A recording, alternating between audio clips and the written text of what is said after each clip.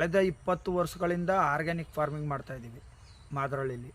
Compost chamber ಇದೆ, ನಾಟಿ ಕೋಳಿ ಸಾಗಾಣಿಕೆ ಇದೆ, ಗೋಬರ್ ಗ್ಯಾಸ್ ಘಟಕ ಇದೆ. ನಮ್ಮ ಕೋಳಿ ಸಾಕಾಣಿಕೆ ಅಂದಾಗ ನಾವು ಹೊರಗಡೆ ಮೇವಿನ ಮೇಲೆ ಅವಲಂಬಿಸ್ಕೊಂಡಾಗ ಖರ್ಚು ಜಾಸ್ತಿ ಬರುತ್ತೆ.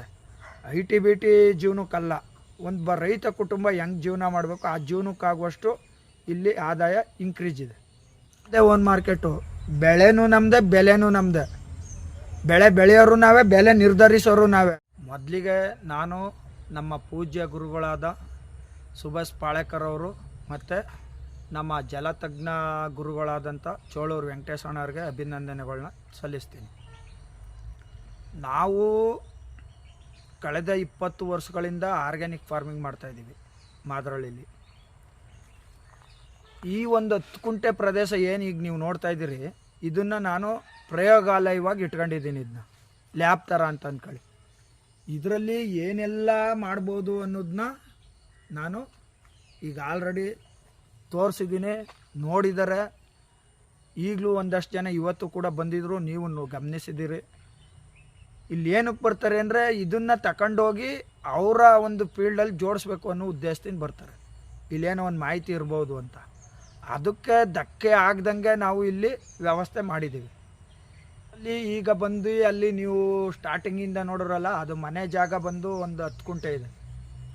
ಅಲ್ಲಿ ವರ್ಮಿ ಕಾಂಪೋಸ್ಟ್ ಚೇಂಬರ್ ಇದೆ, ನಾಟಿ ಕೋಳಿ ಸಾಗಾಣಿಕೆ ಇದೆ, ಗೋಬರ್ ಗ್ಯಾಸ್ ಘಟಕ ಇದೆ, ನಮ್ಮ ಫ್ಯಾಮಿಲಿ ಮನೆ ಇದೆ. ಅಲ್ಲೊಂದಷ್ಟು ಇನ್ನೊಂದಷ್ಟು ಪ್ರಯೋಗಾಲಯದ ಎಕ್ವಿಪ್ಮೆಂಟ್ಗಳು ಇಟ್ಕೊಂಡಿದ್ದೀವಿ.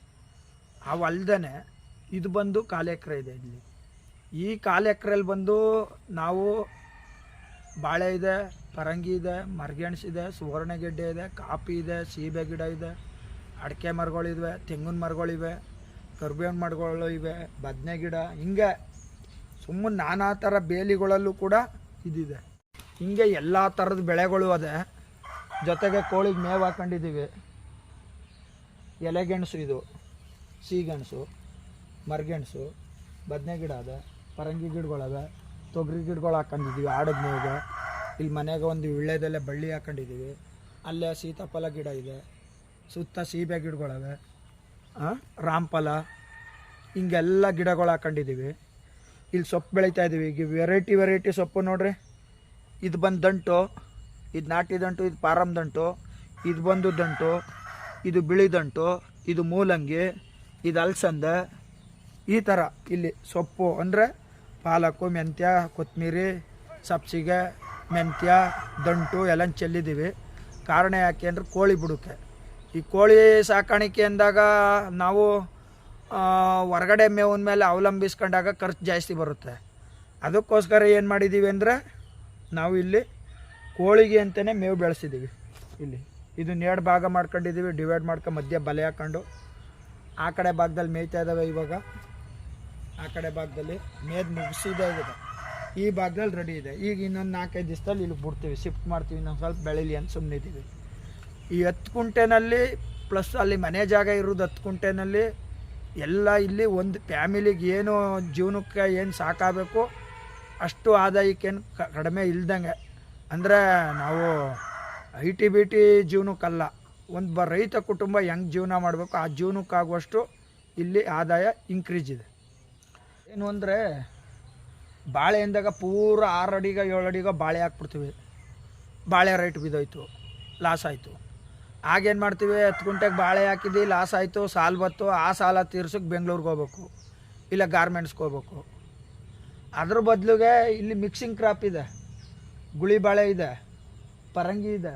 ಪರಂಗಿ ನೋಡ್ತಾ ಇದ್ದೀರಿ ನೀವು, ಹಣ್ಣೆಲ್ಲ ಹಿಂಗೆ ಇಲ್ಲಿ ಹಣ್ಣೆಲ್ಲ ಬರ್ತಾ ಇದೆ. ಅಲ್ಲಿ ಅದರಲ್ಲೂ ಲಾಭ ಬರುತ್ತೆ, ಬಾಳೆಲ್ಲೂ ಲಾಭ ಬರ್ತದೆ. ಈ ಮರಗೆಣಸು ಕಿತ್ತಿ ನಾವೇ ಚಿಪ್ಸ್ ಮಾಡಿದ್ರು ದುಡ್ಡು ಆಯ್ತದೆ. ಮನೆಗಾಗುವಷ್ಟು ಬದನೆಕಾಯಿ ತರಕಾರಿ ಬೆಳ್ಕೊತೀವಿ. ಇಲ್ಲಿ ಕೋಳಿ ಬಿಡ್ತೀವಿ, ಕೋಳಿ ಮೊಟ್ಟೆ ಮಾರ್ಕೊತೀವಿ. ಕೋಳಿ ಮೊಟ್ಟೆ ಮಾರ್ಕೊಂಡ್ರೂ ದುಡ್ಡು, ಕೋಳಿ ಮೊಟ್ಟೆಲ್ಲೂ ದುಡ್ಡು ಬರ್ತದೆ ಅಲ್ವಾ. ನೋಡಿರಿ ಇಲ್ಲೆಲ್ಲ ಹೆಂಗಿದೆ ನೋಡಿರಿ. ಇಲ್ಲಿ ನೋಡಿರಿ ಪರಂಗಿ ಹಣ್ಣು, ನೋಡಿರಿ ಹಿಂಗೆ ನೋಡಿರಿ. ಭಾಳ ಈಗ ಇಲ್ಲೊಂದು ಗೊನೆ ತೆಗ್ದೆ, 16 kg ಇತ್ತು ಇದೊಂದು ಗೊನೆ. ಇದು 16 kg ಇತ್ತು. ಇದು ಈಗ ಹೂ ರೆಡಿ ಇದೆ. ಇದು ಹೂ ಬರೋಕ್ಕೆ ರೆಡಿ ಇದೆ. ಇದು ಈಗ ಬಾಳೆಯಲ್ಲಿ ಈಗ ಕೆಲವು ಎಲ್ಲ ಏನು ಮಾಡ್ತಾರೆ, ಬಾಳೆಗೊನೆ ಕಟ್ ಮಾಡಿಬಿಟ್ಟು ದಿಂಡು ದಿಂಡನ್ನು ಕಟ್ ಮಾಡ್ಬಿಡ್ತಾರೆ. ನೀವು ಬರೀ ಬಾಳೆ ಗೊನೆ ಮಾತ್ರ ಕಟ್ ಮಾಡಿ ದಿಂಡು ಹಾಗೆ ಬಿಟ್ಟಿದ್ದೀರಾ, ಏನಕ್ಕೆ? ಇದು ಬೆಳಿಲಿಕ್ಕೆ ಏನು ಪೋಷಕಾಂಶಗಳನ್ನ ಭೂಮಿಯಿಂದ ಪಡ್ಕೊಂಡಿರುತ್ತೆ, ಭೂಮಿಯಿಂದ ವಾತಾವರಣದಿಂದ ಆ ಎಲ್ಲ ಪೋಷಕಾಂಶಗಳನ್ನು ಅದ್ರ ಮರಿಗಳು ಕೊಡುತ್ತೆ. ಈಗ ನೀವು ಹತ್ರಕ್ಕೆ ಬಂದು ಗಮನಿಸಿ ನೋಡಿ, ಈಗ ಇದ್ರ ಗಾತ್ರ ದೊಡ್ಡದು, ಇದ್ರ ಗಾತ್ರ ದೊಡ್ಡದು. ಈಗ ಇದೇ ಗಾತ್ರ ಜಾಸ್ತಿ ಇದೆ ಮರಿದು. ಇದು ತಾಯಿ ಕಂದು, ಈ ಗೊನೆ ತೆಗ್ದಿರೋದು ಇದು. ಇದ್ರ ಗಾತ್ರ ಸಣ್ಣ ಇದೆ, ಮರಿ ಕಂದು ಇದ್ರ ಗಾತ್ರ ಜಾಸ್ತಿ ಇದೆ. ಹೌದು. ಕಾರಣ ಯಾಕೆ ಅಂದ್ರೆ ಇದು ಇದನ್ನ ಸಾಕದ. ಈಗ ಒಬ್ಬ ತಂದೆ ಹೆಂಗೆ ಮಕ್ಳುಗಳನ್ನ ಸಾಕ್ತಾನೆ, ತನ್ನಗ್ ಶ್ರಮ ಆದ್ರೂ ಪರವಾಗಿಲ್ಲ, ತಾನು ಒತ್ತುನ್ ಕೂಳುಂಡು ಮಕ್ಳಿಗೆ ಹೊಟ್ಟೆ ತುಂಬ ಇಕ್ಬೇಕು, ಒಳ್ಳೆ ಬಟ್ಟೆ ಕೊಡ್ಬೇಕು, ಒಳ್ಳೆ ಶಿಕ್ಷಣ ಕೊಡ್ಬೇಕು, ಅವ್ರಿಗೆ ಜೀವನ ಕೊಡ್ಬೇಕು ಅಂತ ಹೆಂಗೆ ಆಶಿಸ್ತಾನೆ, ಅದೇ ತರ ಈ ತಾಯಿ ಮರ ಇವನ್ನ ಬೆಳೆಸಿದೆ ನೋಡಿ. ಈಗ ಸುಳ್ಳು ಹೇಳ್ತೀವ ನೋಡಿ, ಬೆಳೆಸಿ ನೋಡ್ತೀನಿ. ಇದು ಇವೆಲ್ಲ ಹಿಡಿದು ಇಟ್ಕೊಂಡದೆ, ಇದ್ರ ಬಲಿನ ಮೇಲೆ ಇವೆಲ್ಲ ನಿಂತಿರುತ್ತೆ. ಈಗ ಉದಾಹರಣೆಗೆ ನೀವು ಹಳ್ಳಿ ಸೊಗಡಲ್ಲಿ ಹೇಳ್ಬೇಕು ಅಂದ್ರೆ, ತಂದೆ ಇಲ್ಲದ ಮಕ್ಳಿಗೆ ಸಾಲನೇ ಕೊಡಲ್ರು, ತಂದೆ ಇರೋ ಮಕ್ಳಿಗೆ ಸಾಲ ಕೊಡ್ತಾರೆ. ಕಾರಣ ಯಾಕೆ ಅಂದ್ರೆ ಅಪ್ಪ ತೀರಿಸ್ತಾನೆ ಬಿಡ್ಲಾ ಅಂತ. ಹಂಗೆ ಇದು ತಂದೆ ಇದ್ದಂಗಿದು, ಇದು ಇವನ್ನ ಸಾಕದೆ. ಈಗ ನೀವು ಮಾಡಿರೋದು ಗುಂಪು ಬಾಳೆ ಪದ್ಧತಿ. ಗುಂಪು ಬಾಳೆ. ಈಗ ನಾರ್ಮಲ್ ಆಗಿ ಬಾಳೆ ಏನು ವ್ಯವಸಾಯ ಮಾಡ್ತಾರೆ, ಅವರು ಒಂದನ್ನ ಕಂದ್ಬಿಟ್ಟು ಇನ್ನು ಮಿಕ್ಕಿದ್ದೆಲ್ಲ ಸಣ್ಣದೆಲ್ಲ ಕಟ್ ಮಾಡ್ಬಿಡ್ತಾರೆ. ಈಗ ಅದರಲ್ಲಿ ಇಳುವರಿ ಜಾಸ್ತಿ ಬರುತ್ತಾ, ಇಲ್ಲ ಗುಂಪು ಬಾಳೆಯಲ್ಲಿ ಜಾಸ್ತಿ ಇಳುವರಿ ಬರುತ್ತಾ? ಇದ್ರಲ್ಲಿ ಇಳುವರಿ ಜಾಸ್ತಿ ಬರ್ತದೆ. ಅದೇ ಕಾರಣ ಯಾಕೆ ಅಂದ್ರೆ, ಈಗ ಅವರು ಒಂದು ಬುಡ ಬಿಟ್ಕೊಂಡು ಬಾಕಿ ಅವನ್ನ ಕಟ್ ಮಾಡ್ತಾ ಇರ್ತಾರಲ್ಲ, ಮತ್ತೆ ಅದನ್ನ ಬೆಳೆಸ್ಬೇಕು, ವಂಶಾಭಿವೃದ್ಧಿ ಮಾಡ್ಬೇಕು ಅಂತೇಳಿ ಅದ್ರ ಶಕ್ತಿ ಎಲ್ಲಾನು ವಿನಿಯೋಗಿಸ್ತಾ ಇರುತ್ತೆ. ಅದು ತನ್ನ ವಂಶಾಭಿವೃದ್ಧಿ ಉಳಿಸ್ಕೊಳ್ಳಕ್ಕೆ ಕೂದಾದ್ಮೇಲೆ ಮತ್ತೆ ಕಂದನ್ ಬೆಳೆಸ್ತದೆ ನೋಡಿ. ಇವತ್ ಕಟ್ ಮಾಡ್ಬಿಟ್ಟು ಹೋಗಿರ್ ನಾಳೆ ಮತ್ತೆ ಬೆಳೆಸಿರ್ತದೆ. ಆಗ ಅದ್ರ ಎಫರ್ಟ್ ಎಲ್ಲಾನು ಆ ಕಂದು ಬೆಳೆಸಕ್ಕೆ ವಿನಿಯೋಗ ಆಗ್ತಾ ಇದ್ರೆ ಮೇಲೆ ನಿಮ್ಗೆ ಇಳುವರಿ ಎಲ್ಲಿ ಬರ್ತದೆ? ಹಾಗೆ. ಈಗ ಹಂಗಲ್ಲ, ಇದೊಂದು ಭತ್ತ, ಇದ್ರ ಜೊತೆಲಿ ಇದು ಭತ್ತ, ಇಲ್ಲಿರೋ ಪೋಷಕಾಂಶಗಳನ್ನ ಹಂಚ್ಕತ್ತವೆ ಎಲ್ಲ. ಯಾರಿಂದ ಯಾರು ಕಿತ್ಕೊಳ್ಳೋದಿಲ್ಲ ಇಲ್ಲಿ, ಯಾರಿಂದ ಯಾರು ಬೆಳೆಸೋದಿಲ್ಲ ಇಲ್ಲಿ, ಎಲ್ರು ಸಮಾನವಾಗಿ ಹಂಚ್ಕ ಬೆಳಿತಾರೆ. ಜೊತೆಗೆ ಅಂತರ ಕೊಟ್ಟಿರ್ತೀವಲ್ಲ, ಡಿಸ್ಟೆನ್ಸ್, ಈ ಪ್ರದೇಶದ ಆಹಾರ ಎಲ್ಲಾನು ಎಳ್ಕ ಬೆಳಿತವೆ ಇವು. ಈಗ ಇದೊಂದು ಮುಗ್ದೋಯ್ತಾ, ಇದೊಂದು ವರ್ಷದ್ದು. ಈಗ ಆಲ್ರೆಡಿ ಇದು ಹೂಗ್ ರೆಡಿ ಇದೆ. ಇದು ಇನ್ನೊಂದು 10-12 ದಿನದಲ್ಲಿ ಹೂ ಬರ್ತದೆ. ನಾವ್ ಇದೊನ್ನೇ ಬಿಟ್ಕ ಕೂತ್ಕೊಂಡಾಗ ಇದು ಮತ್ತೆ ಬರ್ಬೇಕು ಅಂದ್ರೆ 1 ವರ್ಷ ಬೇಕಲ್ಲ ನಿಮಗ್ ಗೊನೆ.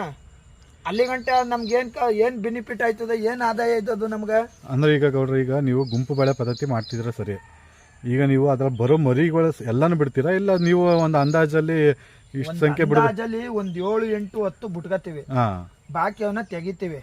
ಹೆಂಗ್ ತೆಗಿತೀವಿ ಅಂದ್ರೆ, ಇದನ್ನ ಕಟ್ ಮಾಡ್ತೀವಿ. ತೆಗಿಬೇಕು ಅನ್ನಿಸ್ದಾಗ ಇದನ್ನ ಚಾಕಲ್ ಕಟ್ ಮಾಡ್ಬಿಟ್ಟು ಒಂದ್ ಸಣ್ಣದು ಈ ತರದ್ ಒಂದ್ ಕಬ್ನದ ಸರಳ ಮಾಡ್ಕತ್ತೀವಿ. ಆ ಮಧ್ಯ ಸೆಂಟರ್ ಭಾಗ ಇರುತ್ತಲ್ಲ, ಅದಕ್ಕೆ ಹಿಂಗ್ ಚುಚ್ಬಿಟ್ಟು ಹಿಂಗ್ ತಿರ್ಗಿಸ್ಬಿಟ್ರೆ ಹಿಂಗ ಅದು ಮತ್ತೆ ಬರೋದಿಲ್ಲ. ಅಂದ್ರೆ ಅಲ್ಗ ಇದನ್ನ ಬೆಳೆಸೋ ಪ್ರಮೇಯಕ್ಕೆ ಹೋಗುದಿಲ್ಲ, ಸುಮ್ನೆ ಆಗ್ಬಿಡ್ತದೆ. ಆಗ ನಿಮ್ಗೆ ಇಳುವರಿ ಹಂಗೆ ಬರ್ತದೆ. ಈಗ 10 ಲೀಟರ್ ಒಯ್ತೀನಿ ಜೀವಾಮೃತನ, ಉಳ್ಕದ್ನ ನೀರ್ ಲೋಡ್ ಮಾಡ್ತೀನಿ. ಬರೀ ಜೀವಾಮೃತನೇ ಕೊಟ್ಟಾಗ ನಾವು ಅಲ್ಲಿ ವೆಂಚೂರಿನಲ್ಲಿ ಗಂಟೆಗಟ್ಲೆ ಸ್ಪ್ರೆಡ್ ಆಗ್ಬೇಕು. ಕಮ್ಮಿ ಅಂದ್ರೆ 10 ನಿಮಿಷ 15 ನಿಮಿಷ ಸ್ಪ್ರೆಡ್ ಆದ್ರೆ ಜೀವಾಮೃತ ಎಲ್ಲಾ ಕಡೆಗೂ ತಲುಪುತ್ತೆ. ಈಗ ನಾವು ಇಮಿಡಿಯೇಟ್ ಆಗಿ ರೈಸ್ ಮಾಡ್ಬಿಟ್ರೆ ಏನಾಗುತ್ತೆ ಹೇಳಿ, ಜೀವಾಮೃತ ತೀರೋಯ್ತು. ಒಂದ್ ಕಡೆ ಕೊಟ್ವಿ, ಒಂದ್ ಕಡೆ ಅದಕ್ಕೆ 10 ಲೀಟರ್ ಜೀವಾಮೃತ ಹಾಕದ, 100 ಲೀಟರ್ ನೀರ್ ಹಾಕದ, ಮಿಕ್ಸ್ ಆಯ್ತಾ? ಇಲ್ಲಿ ಬನ್ನಿ, ಇದ್ ನೋಡ್ರಿ, ವಾಲ್ ಇಟ್ಕೊಂಡಿದೀವಿ. ಇದು ವೆಂಚೂರಿ ವಾಲು ಅಣ. ಇದು ನಾನ್ ಮಾಡ್ಬಿಟ್ಟು ಹಿಂಗ ಇದನ್ನ ಹಿಂಗ ಅಪ್ ಮಾಡಿದ್ರೆ ವೆಂಚೂರಿ ಬರ್ತದೆ ನೀರು ಅಣ, ಸುರ್ ಅಂತ ಬರ್ತದೆ. ಆಗ ನೀವು ಈ ವಾಲ್ನ ಆನ್ ಮಾಡಿದ್ರೆ ಎಳ್ಕತ್ತದೆ ಅಣ್ಣ, ಫಿಲ್ಟರ್ ಬಂದು ಫಿಲ್ಟರ್ ಜಮೀನ್ ಬರ್ತದೆ. ಇದನ್ನ ನೀವು ಇಲ್ಲಿ ಕೆಪಾಸಿಟಿ ನೋಡ್ಕೋಬೇಕು ಅಣ್ಣ, ಹೆಂಗ್ ಎಳ್ಕ ಬಿಡ್ತದೆ ಜೋರಾಗಿ ಅಂತ. ಆಗೇನ್ ಮಾಡೋದು, ಇದೊಂದ್ ಸ್ವಲ್ಪ ವಾಲ್ ಕಮ್ಮಿ ಮಾಡ್ಕೋದು, ನಿಧಾನ್ ಕೊಯ್ತಾ ಇರ್ತದೆ, ಎಲ್ಲಾ ಜಮೀನ್ಗೂ ಹೋಯ್ತದೆ. ನಮ್ಗೇನ್ ತಾಳ್ಮೆ ನಿಧಾನ ಕೊಲಿ ಬಿಡೋಣ, ಆತುರಕ್ಕೆ ಕೊಡ್ಬಿಟ್ಟು ಎಲ್ಗೋಗ್ಬೇಕು ನಾವು. 10 ನಿಮಿಷಕ್ಕೆ ಎಳಕತ್ತದೆ. ಆವಾಗ ಮಾಮೂಲಿ ನೀವು ಇದು ಕ್ಲೋಸ್ ಮಾಡ್ಬಿಟ್ಟು ಇದು ಆನ್ ಮಾಡ್ಕೊಂಡ್ರೆ ನೀರ್ ಹೋಯ್ತು. ಆಮೇಲೆ ನೀವೇನ್ ಮಾಡ್ಬೇಕು ಅಂದ್ರೆ, ಆಮೇಲೆ 1-2-3 ನಿಮಿಷ ಬರೀ ನೀರ್ನೇ ಕೊಡ್ಬೇಕು ಅಣ್ಣ. ಅಲ್ಲೇನಾರು ಕೂತ್ಕೊಂಡಿದ್ರು ಜಟ್ಟಲ್ಲಿ, ಈ ಜಟ್ಟಲ್ಲಿ ಕೂತ್ಕೊಳ್ಳೋದಿಲ್ಲ ಅಣ್ಣ.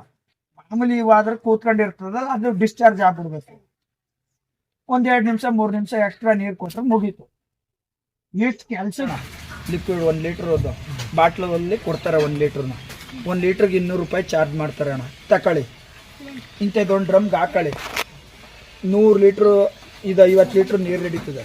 ಅದು 1 ಲೀಟ್ರ್ ಕಲ್ಚರ್ ಹಾಕಿ 50 ಲೀಟ್ರ್ ನೀರು ಹಾಕಿ 1 kg ಬೆಲ್ಲ ಹಾಕಿ ಅಣ್ಣ, ರೆಡಿ ಆಯಿತು ನಿಮಗಿದು. ಇದರಲ್ಲಿ ಪೊಟಾಸು, ರಂಜಕ, ಫಾಸ್ಫರಸ್ಸು, ಮೆಗ್ನೀಷಿಯಮ್ ಎಲ್ಲ ಇರುತ್ತೆ ಅಣ್ಣ. MGC, ಅಜೋಟೋ ಬ್ಯಾಕ್ಟೀರಿಯಲ್ಲಿ ಯೂರಿಯಾ ಇರುತ್ತೆ ಅಣ್ಣ. ಕೃಷಿ ಇಲಾಖೆಗಳಲ್ಲಿ ಕೊಡ್ತಾರೆ ಅಣ್ಣ. ಲಿಕ್ವಿಡ್ ಕಲ್ಚರ್ ಇದೇ 1 ಲೀಟರ್ ತಗೊಂಡ್ರೆ ಹಾಕಬಹುದು ಅಣ್ಣ. ಕೊಡ್ತೀವಿ ಬೇಕು ಅಂದ್ರೆ ಬಾಟ್ಲ್. 1 ಲೀಟರ್ ತಗೊಳ್ಳೋದು ಕಲ್ಚರ್ನ ಇಂಥದ್ದೊಂದು ಡ್ರಮ್ಗೆ ಹಾಕ್ಬಿಟ್ಟು 50 ಲೀಟರ್ ನೀರು ತುಂಬೋದು, 1 kg ಬೆಲ್ಲ ಹಾಕೋದು. ಆಯ್ತಾ? ಈಗ ನಿಮ್ ಸ್ಪ್ರೇ ಮಾಡಬೇಕು, ಬೆಳೆಗೊಳಗೆ ಒಳ್ಳೆ ಕಲರ್ಫುಲ್ ಬರಬೇಕು ಅಂದ್ರೆ 1 ಲೀಟರ್ ಇದನ್ನ ತಗೊಳ್ಳೋದು. 1 ಕ್ಯಾನ್ ಔಷಧಿ ಪಂಪ್ ಇದೆಯಲ್ಲ ಅದಕ್ಕೆ 1 ಲೀಟರ್ ಹಾಕೊಂಡು ಉಳ್ಕೆದು ನೀರು ಲೋಡ್ ಮಾಡ್ಕೊಂಡು ಸ್ಪ್ರೇ ಮಾಡೋದು. ಇಲ್ಲ ನೀವು ವೆಂಚೂರಿಲ್ ಕೊಡ್ತೀವಿ ಅಂದ್ರೆ ಇಂದು ದಿನ ಅಂದ್ರೆ ನೀವು ನಾಳೆ ಬೆಳಿಗ್ಗೆ ನೀರು ಮುಖಾಂತರ ಕೊಡ್ತೀವಿ ಅಂದ್ರೆ ಇದ್ರಲ್ಲಿ 2 ಲೀಟರ್ ಎತ್ಕೊಳ್ಳೋದು, ಆ ತೊಟ್ಟಿಗೆ ಹಾಕೋದು, ಅದ್ರ ತುಂಬಾ ನೀರು ತುಂಬೋದು. ಎಷ್ಟಾರ ತುಂಬಾಕ ನೀನು ಮಿನಿಮಮ್ 100 ಲೀಟರ್ ಗಂಟು ತುಂಬೋದು. ತುಂಬಿಟ್ಟು ಅಲ್ಲಿಗೆ 1 kg ಬೆಲ್ಲ ಹಾಕೋದು ಅಣ್ಣ. ಬೆಲ್ಲ ಹಾಕ್ಬಿಟ್ಟು ಕದಡು ಬುಟ್ಟ ಅಂದ್ರೆ ಒಳ್ಳೆ ಕಲ್ಚರ್ ಆಗಿರುತ್ತೆ. ಒಂದೇ ದಿವಸಕ್ಕೆ ಪ್ರಿಪೇರ್ ಆಗೋಗುತ್ತೆ ಅಣ್ಣ. ಇದು ಜೀವಾಣು ಗೊಬ್ಬರ ಅಣ್ಣ, ಇದು ಆಕ್ಟಿವೇಶನ್ ಆಗೋಯ್ತವೆ. ಇದನ್ನ ನೀವು ವೆಂಚೂರಿ ಕೊಟ್ಬಿಟ್ಟು ಬೆಳೆ ನೋಡ್ರಿ ಹೆಂಗ್ ಬರ್ತದೆ ಅಂತ. ಅದ್ಭುತ ರಿಸಲ್ಟ್.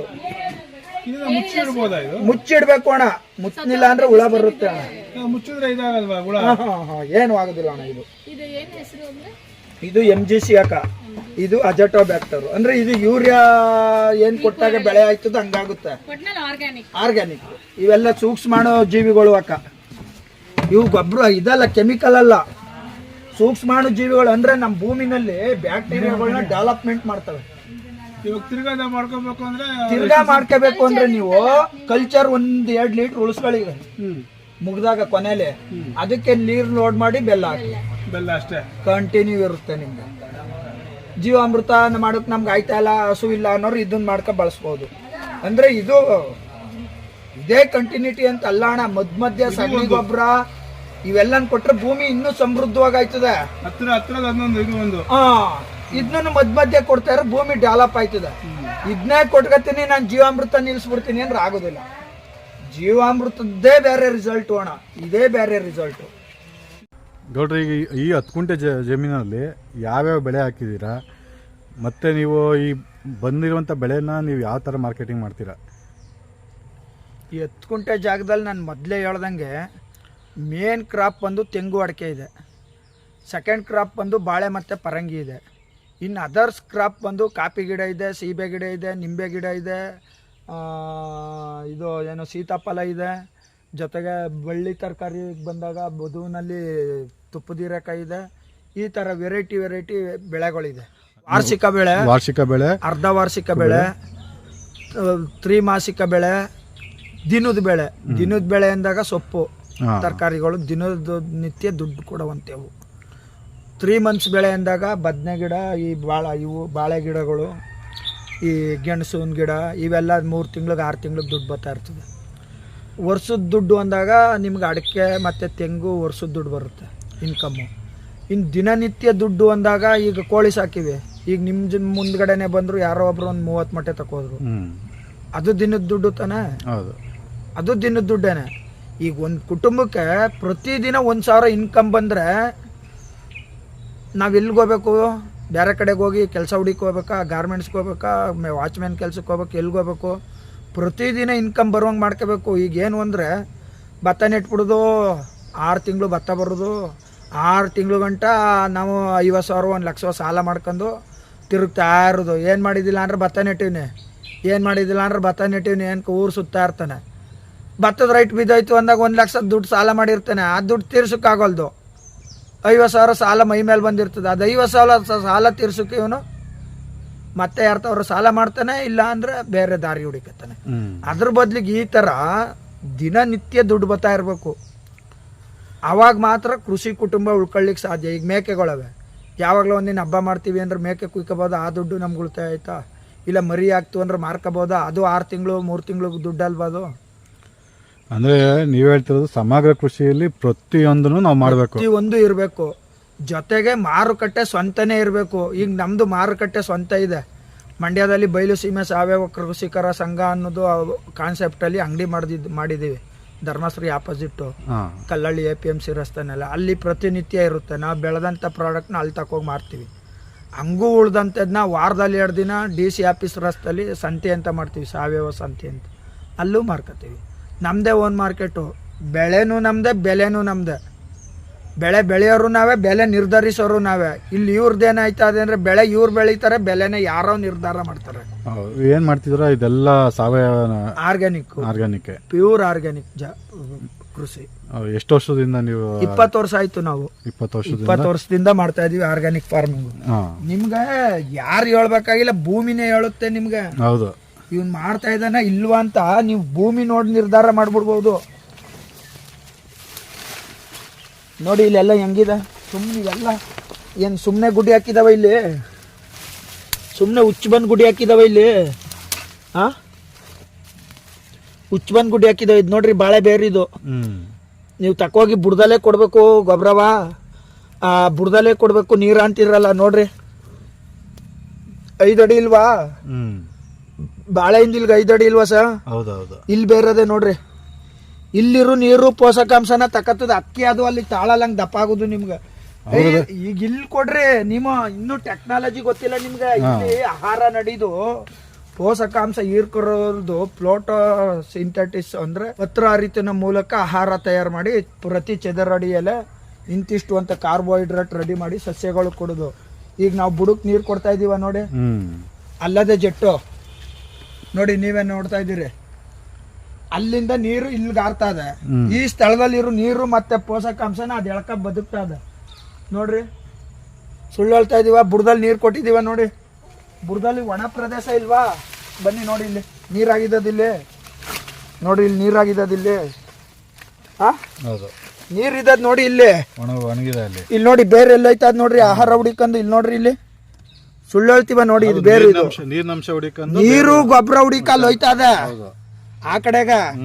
ಅಲ್ಲಿಂದ ನೀರ್ ಎಳ್ಕ ಬರೋದ್ ಇಲ್ಲಿ ಕಾಂಡ ಹಿಂಗ ಆಗಿರ್ತದೆ ಬಲಿಷ್ಠವಾಗಿ ನಿಂತ್ಕತ್ತದೆ ತಡ್ಕೊಂಡು. ಸುಮ್ಮನೆ ನಿಮ್ ಬುಡಕ್ಕೆ ಕೊಡ್ತಾ ಇದ್ರ. ಈಗ ಈ ಮಕ್ಕಳ ನಾವು ಅವ್ರಿಗೆ ಊಟ ಬಟ್ಟೆ ಎಲ್ಲ ಕುಂತಕ್ಕೆ ಕೊಡ್ತಾರ. ಅವ್ನು ದುಡಿಕೆಲ್ಲಿ ಪ್ರಯತ್ನ ಹಾಕನು.